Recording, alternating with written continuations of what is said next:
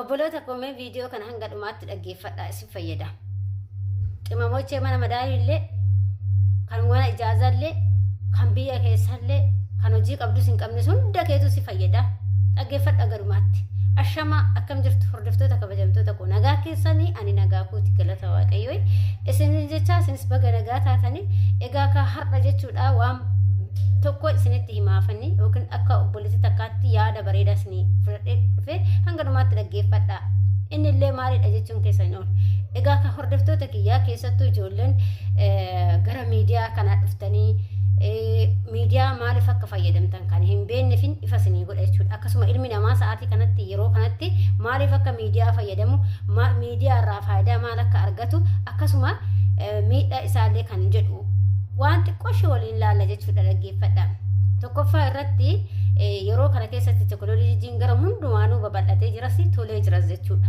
Garuu isin jechuudha warri miidiyaa haala itti fayyadaman hin beekne haala immoo waan gara garaa irraa hin fayyadamne yoo jiraatani dhugaa shawwadamtanii jirtanii jechuudha. Sa'aatii kanatti namni yeroo kana keessatti faayidaa kan argatuyyuu irra caalatti gara miidiyaatirraan kana hin beekte eeti yaada hundumti keessanuu akkasuma ijoolleen wantoota gara garaatti nama arrabsuudhaan laayivii namaa jala ooltanii taaftaabii gootanii deemtanii koomentii namaa jala arrabsitanii deemtanii laayivii banattanii nama amantaadhaan kutaadhaan gandaa wal qooddanii gosaa wal qooddanii jechuudha wal arrabsitan jechuudha.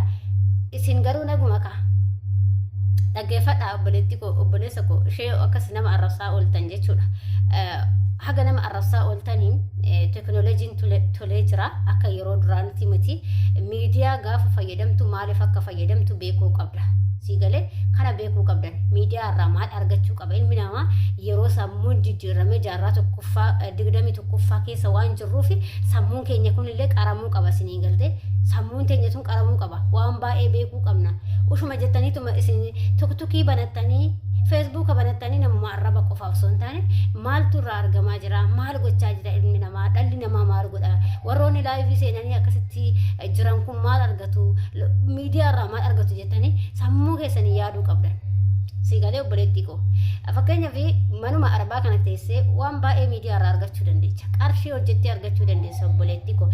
Ishee koomentii namaa jala deemtanii nama arrabsitan akkasuma amantaa namaa jeeqxan akkasuma gandaaf ganda wal nyaachistan kuni osoo har'a haga san miidiyaa banattanii miidiyaa mataa keessanii banattanii waan barumsa qabu irraa barattanii waan barumsa dhaloota dhufuuf lafa gootanii isaatu hedduu takka irra bareeddudha jechuudha isinii galtee ati gochuus baadhu gootus garuu hanga nama arrabsitan hanga koomentiidhaan deemtanii nama arrabsaa ooltan waan tokko banattanii osoo hojjettanii si fayyadaa jechuudha.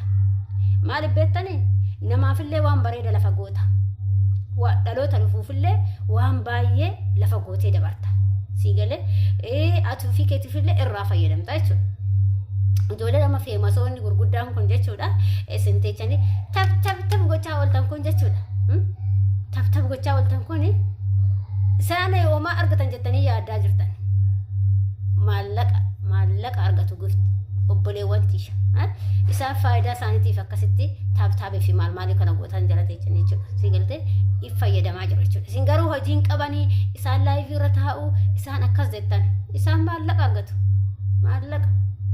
Akkasuma immoo gara tuktukiitiin kan amma laayivii seentanii argattan akkasuma immoo ijoolleen gara yuutuubiitiin maal gochaa jiran yuutuubiin maal gochaa jira maal fayyadamaa jiru feesbuukni maal fayyadamaa jira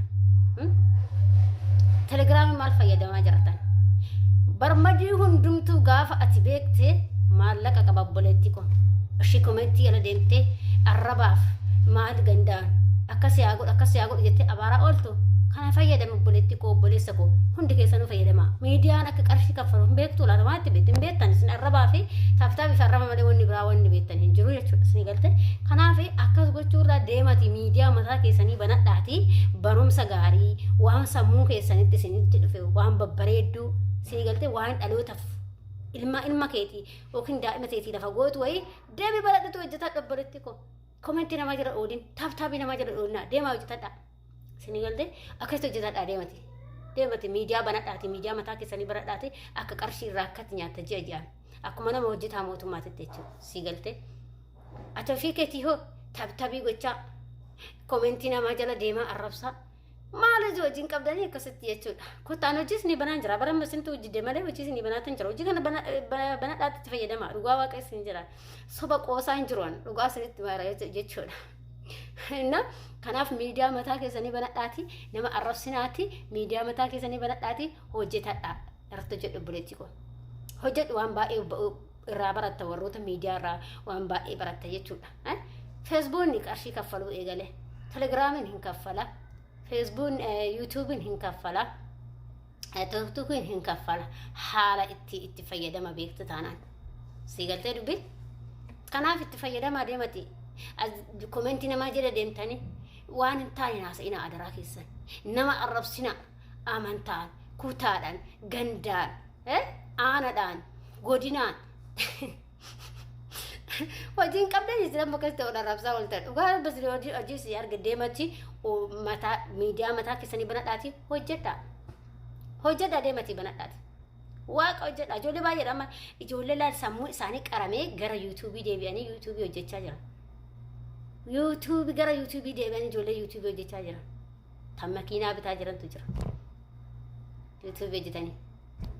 Tan ofii mana isaanii jijjiirratantu jira. Tan akka hojjetaa mootummaatti qarshii nyaatan jecha viidiyoo ma hojjetanii jechuudha. Viidiyoo mataa isaanii hojjetanii isinii galtee ilmi namaa ikoonoomii kanarra jira. Isinoo jaluma deemtanii arrabaa fi hin dadhabdanii hin jee baraan. Ani waaqa komentii amma dhugaa dubbachuudhaaf namatti barreessu akkana jibbisiisu waan isaan beeku namatti barreessu hin jaaladhu. In barbaadu saati kana maali saati hin jireetudha saati waqti hin jiru saati tan taa'ee namatti barreessuun qaban abbaa fedhu nagaa naan jennaan nagaa afaanii takkitti hin jira kanaan booda akkasii baluu san deemee wajjin hin barreessa fi akkasuma komentii namaa jala deemee komentii dheeraa barreessuu hin danda'u sa'aatiin qabu sa'aatiin harkaa fitaa yeroo keessatti fayyadamu obboleetti godhe miidiyaa mataa keetti banadhuuti xixiqqoo godhe si galtee innaa kanaaf miidiyaa mataa keessanii banadhaatii hojjetadha waan baay'ee qarshii irraa argattanii akkasuma immoo beekumsallee namarraa argattanii barumsallee irraa argattanii ijoollee akkatti fayyadamaa jiran ofii isaaniitii miidiyaa ilaalanii namarraa hundumaa babbaratanii akkasitti miidiyaa mataa ofii uummatanii hojjechaa jiru jechuudha. Hojjechaa jiru jechuudha. Yeroo ammaa kana istuudiyoo ijoollee baay'ee banachaa jira jechuudha. Baay'ee banachaa jira biyya keessattis biyya alaattis jechuudha.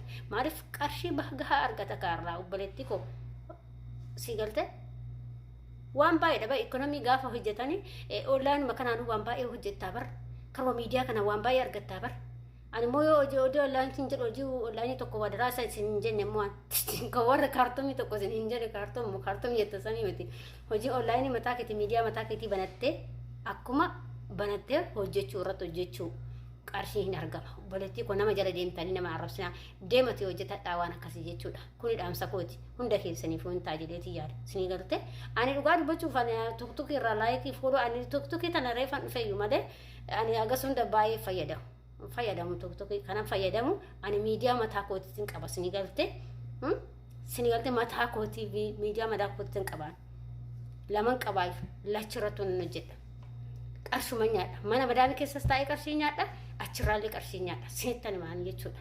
akkatti olaadha amma waan homaa hin beekne wayii nu seetanii bara nuti asirra dhufneen dubbannu nuti kan hojjennu keessan hojjechaa jirra keessa fataa jennee hojjennee ijoolleedhaaf barumsaaf lafa goonee gorsa garagaraa lafa goone ijoollee na beektan hin na beektan ijoollee baay'inaan garasiin na beeku malee asiin na baay'inaan beekan jechuudha isin galtee ani akka achitti hojjedhutti asirratti hin hojjedhu achitti irra jedhechu kana hojjedhaa hin argattanii deemati komentii namaatii fi taabtaabii namaatii fi laayivii namaa jala oolina qabsudhi deemiti miidiyaa mataa keetii banitti hojjetatullee deem barumsa dhaloota dhufuuf lafa godhi waan wayii lafa godhi gorsa wayii lafa godhi asirra teechanii nama arrabsinaati dadhabnee rabbisin gorsu kana amma gorsi guyyoo sidii ta'e itti fayyadamaa kasiin taan immoo bishaan itti naqadhaa bira darbaa kasiniin liqimfame immoo liqimsa kasiniin liqimfamne